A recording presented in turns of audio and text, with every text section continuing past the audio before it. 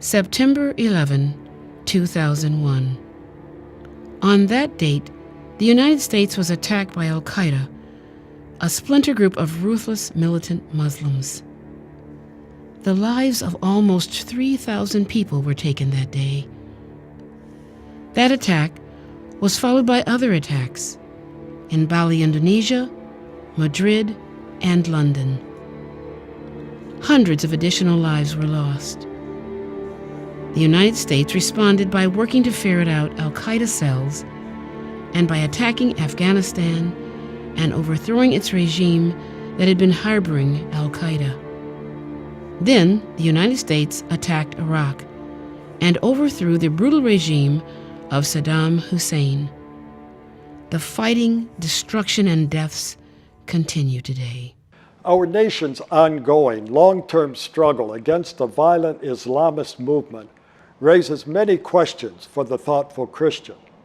First, we need to understand why, whenever we think things have gotten better and we are looking forward to an era of peace, violence and war break out all over again.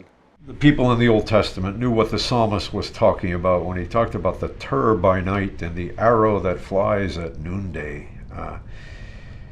Terror and war are very difficult realities, and they're a part of our sinful world, and we have to struggle with how we can best respond to the facts of violence and war and terrorism in the world. Truly, war and terrorism are a part of our broken, sinful world. But what does this mean as our nation faces the challenges of terrorists bent on our destruction? Does this mean our government should itself resort to war and the killing that goes with war? God calls governments to do justice. Romans 13 doesn't just tell us we should obey government and whatever it does, but it says that it's the task of government to punish those who do evil and to reward those who do good. And terrorists are certainly evildoers, and so I believe that governments have a very clear obligation to protect us against terrorism, but they need to do so in such a way that at the same time they're not just being destroyed by the enemy within, by a spirit of vengeance, by being so overtaken with fear that we end up doing unjust things ourselves.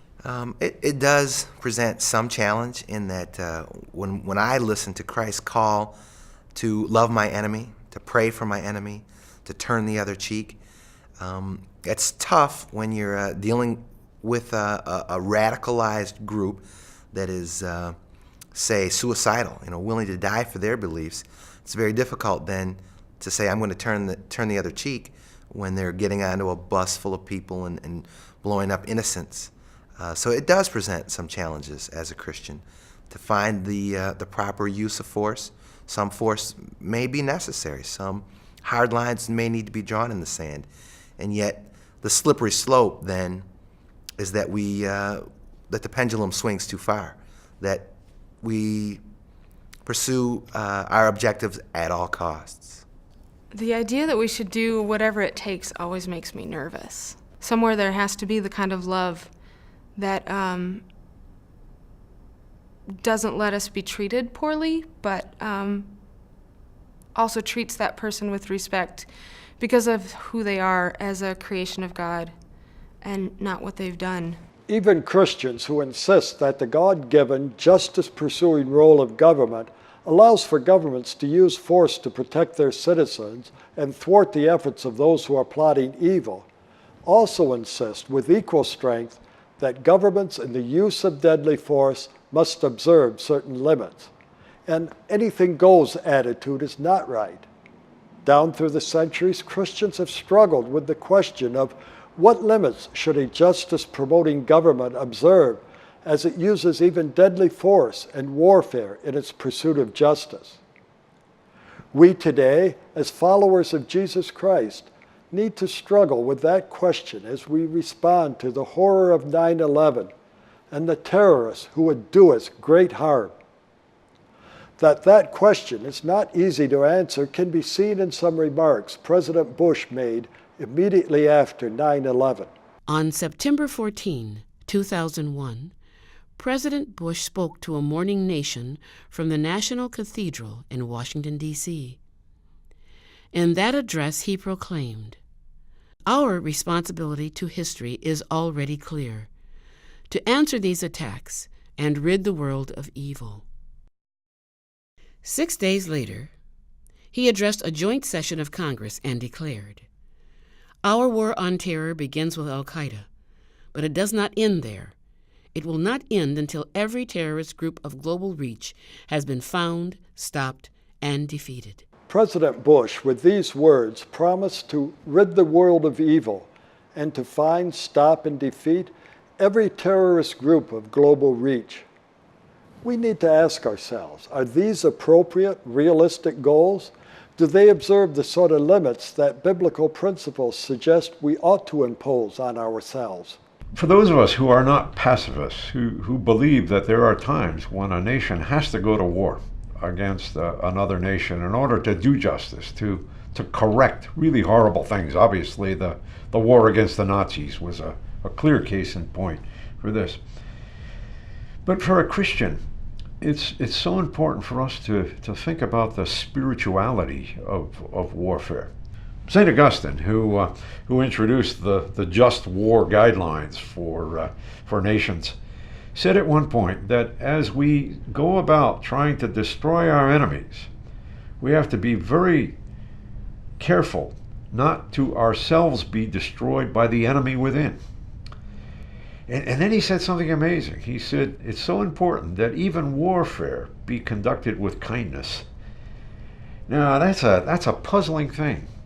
But I think what St. Augustine was saying was that if we see even our enemy, our worst enemy, the Saddam Husseins and the Hitlers, as also created in the image of God, that we may very well have to do very harsh things to correct their behavior and maybe even to bring them to death.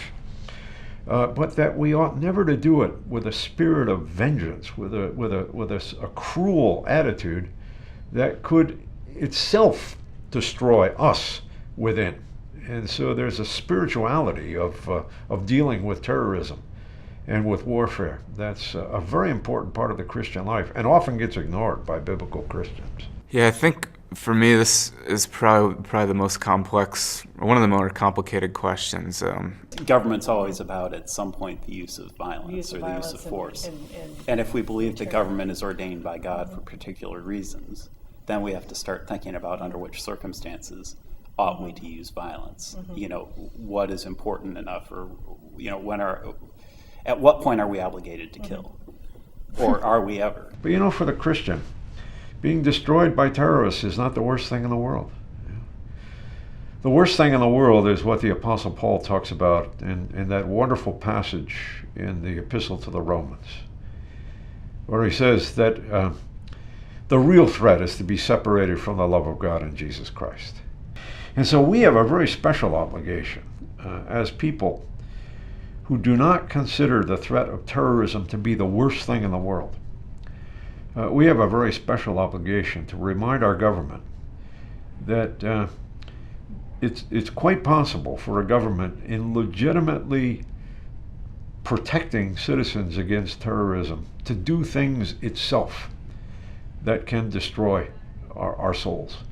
And that's a very important thing for us to be talking about today, that we cannot be carried away by anger, by a spirit of vengeance, by winning at any cost.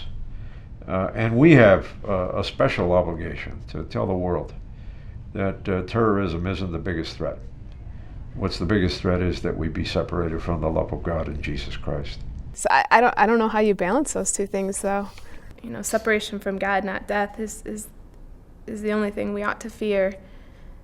Then terrorism really isn't, you know, a problem to us in the long run, but definitely in the short run, while we're living here, we need to deal with it. Well, I think he's provided an important caution, right? We can't let vengeance govern our policies. We can't strike out in anger. we need to be very careful about how we deal with this. There are some times, I think, where it's okay for a Christian or a just society to kill or even wage war to prevent worse outcomes from happening. And that's not just a let's let the ends justify the means approach. There are definitely limits. There are things that we must not do under any circumstances. But this is a fallen world, and I feel that that my faith allows room to do what we have to within certain limitations to rescue the innocent.